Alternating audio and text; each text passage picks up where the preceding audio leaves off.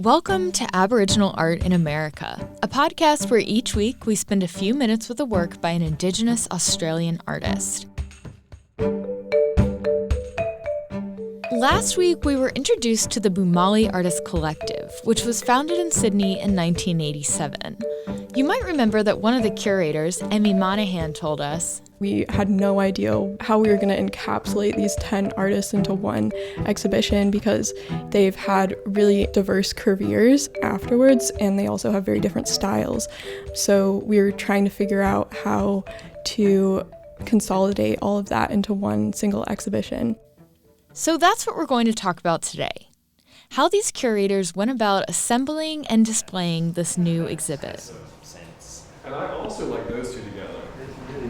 I think those are really snappy together. Do you want these to read close together or more separated? Okay. Can you describe the room that we're standing in, Henry? So those of you who've been to Kluge-Ruhe know that we are in an old plantation-style house. So looking around, I'm seeing, all of those features of a colonial home, an ornate mantelpiece, chair rails and things. But what's so amazing here is that then you've got this vibrant mixture of really diverse works of every kind.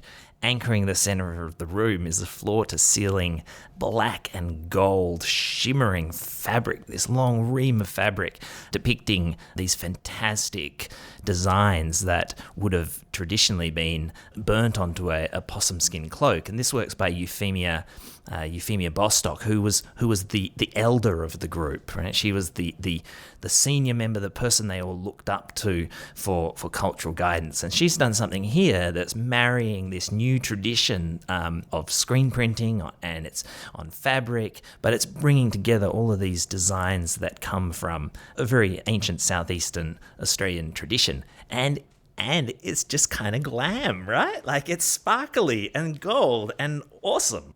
The other thing that's really good in this room, you see, is a whole heap of photographs. And photographs are not necessarily something that people come thinking that they're going to see at Kluge-Ruhe. But there's a great photographic tradition, and it's a tradition that really emerges out of Boomalli in a big way. And we've then got, this beautiful series of prints and works on paper that are bright and shiny and shimmery and colourful. Others that are really quiet. Like, there's some beautiful aquatints by Fiona Foley that are really calm and require a sort of a patient long looking to reveal their depth. Likewise, I'm pretty excited that we've been able to acquire, as part of this exhibition, 2 works by Tracy Moffat, who's arguably one of the most significant Australian artists. She's an artist whose work is represented in MoMA and the Brooklyn Museum and all sorts of important collections across the USA. And we've been able to add a couple of works to the collection, especially for this show. And she's a photographic artist who sets up these extraordinarily deep, complex, mysterious, somewhat sexually ambiguous tableaus in her photographs. So we've got this great one that you're looking through the frame of the picture, through the frame of a doorway, to some really strange goings on in another colonial home. So there's a nice disjunction with our architecture there as well. So many interesting and different things. This is really one of the kind of most varied exhibitions I think that we've ever put on. So why is this exhibit important now? Why did you all decide to put this one up during this time? Initially, coming up with the idea of Boomalli was something that it just seemed possible in the midst of a pandemic, that the founding artists of Boomalli have gone on to amazing careers in many cases as professional artists, as academics, as curators, really important Aboriginal curators.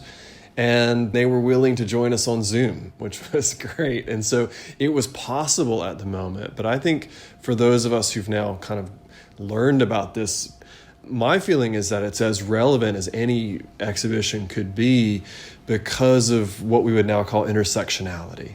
Like, these are artists who refuse to be pigeonholed into a single identity in relationship to their work, in relationship to how they present themselves to the public. I mean, that seems to me very much of the moment of the art world. And not just relevant, that maybe these artists, these Boomalli artists, kind of hit on something decades earlier than many artists or scholars would have recognized before. Like, they realized something much sooner than many of us, than many other people did.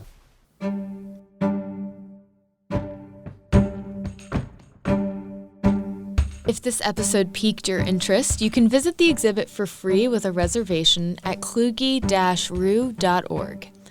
And come back to this feed for a few more episodes about Boomalli and a few of the works on display at the Kluge Ru.